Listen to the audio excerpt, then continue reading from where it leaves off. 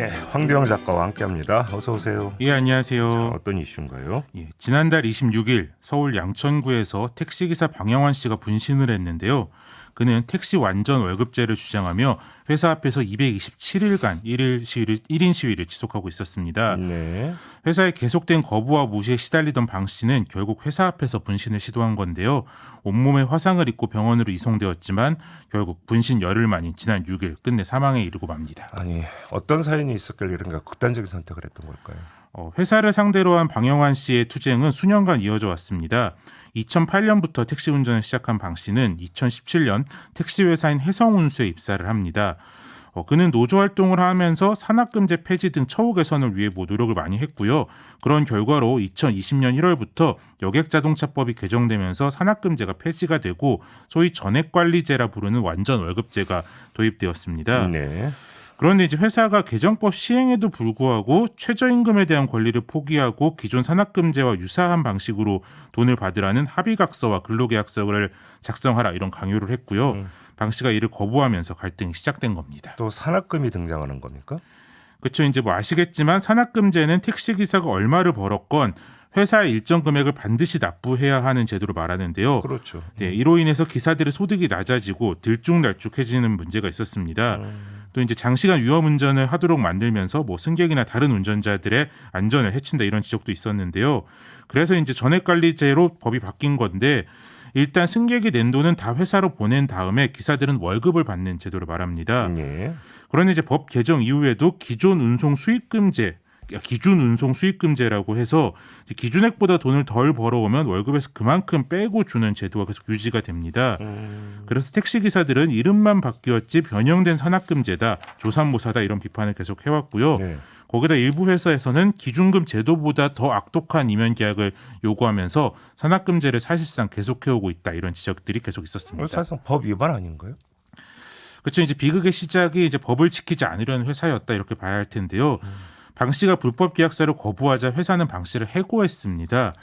방 씨는 해고무효 확인 소송을 걸었고 법원에서도 부당해고라고 인정을 받았는데요. 사측에 계속된 항고로 대법까지 이게 가게 됩니다. 20가 대법에서도 방 씨의 손을 들어줬는데요. 대법 판결이 작년 10월에 났으니까 소송에만 2년 넘게 걸린 거고요. 예. 결국 방 씨는 작년 11월에야 해성운수에 복직할 수 있었습니다. 그럼 복직된 후에도 문제가 해결이 안 됐다. 이런 건가요? 그렇죠. 민주노총 공공운수노조에 따르면 복직 후에도 회사는 방 씨에게 산악금제에 기반한 계약을 요구했습니다. 허허. 이제 방 씨가 이를 거절하자 일방적으로 임금을 책정해 주 40시간 정도 일한 방 씨에게 100만 원 정도 안팎의 월급만 지급했다고 합니다. 이에 방 씨는 지난 2월부터 체불된 임금 지급과 택시 완전 월급제 도입을 요구하면서 1인 시위를 하게 됐고요. 그렇게 8달 가까이 시위를 지속했는데도 사측의 변화가 없자 결국 극단적 선택을 하게 된 겁니다. 아니, 근데 돈의 논리를 따라가더라도 대법까지 소송이 진행이 됐으면 거기에 들어간 법률 비용이 오히려 더 비싼 거 아닌가요? 그렇죠. 그렇기 때문에 이게 뭐 돈 문제뿐만 아니라 뭐 회사에 괘씸죄가 있는 거 아니냐 그런 이야기들도 좀 나오고 있는데요. 방 씨의 투쟁에 돌아온 건 급여와 제도 개선이 아니라 오히려 폭력과 협박이었습니다. 해성운수 대표 A씨는 지난 3월 24일 회사 앞에서 집회를 하고 있던 방 씨의 아래턱 등을 주먹으로 가격해 전치 2주의 상해를 입힌 혐의로 검찰에 송치가 되었고요. 오, 대표가요? 예. 또 4월 10일에도 방 씨에게 접근해 욕설을 하고 집회를 방해한 혐의도 받고 있습니다.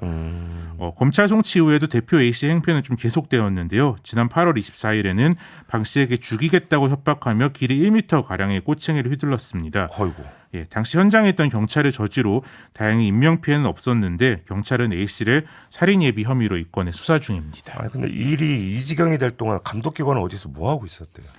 그렇죠. 뭐 그게 더 구조적인 문제라고 할 수도 있는데요. 예. 민노총 공공운수 노조 등으로 구성된 공동대책위는 고인의 죽음은 사회적 타살이다 이렇게 표현하고 있습니다. 감독기관인 서울시와 고용노동부가 택시 완전 월급제에 대한 관리 책임도 뭐 부당 노동 행위에 대한 감시 책임도 져버렸다. 그렇기 때문에 사측뿐만 아니라 이런 기관의 책임도 같이 있다 이런 비판을 하고 있는 건데요. 공동대책위는 서울시 대부분의 법인 택시들이 승객이 승차할 때까지 이동하고 대기하는 시간을 노동시간에서 빼고 계산하고 있다. 그러다 보니까 실제로 주 40시간 이상 일을 해도 하루에 3시간 30분이나 혹은 승객이 승차한 시간만 노동시간으로 인정돼서 임금을 적게 지급하는 게 가장 큰 문제라고 지적하고 있습니다. 아무튼 제도적인 측면에서 보면 월급제를 시행하면서 노동 시간을 어떻게 정할 거냐 이런 기본적인 것도 정리가 안 됐다는 얘기잖아요. 그렇죠. 이제 시행한 지 몇 년이 됐는데 아직도 이런 걸로 좀 깔끔하게 정리가 안 되고 노사 간의 싸움이 있다는 게 좀 말이 안 되는데요. 예. 전문가들은 현행법을 위반하고 있는 실태를 파악하기 위한 조사조차가 좀 제대로 이루어지지 않고 있다. 이런 점을 지적하면서 정부가 지자체가 실태 조사라도 시급히 해서 관리 감독 책임을 해야 된다. 이런 지적을 하고 있습니다. 예.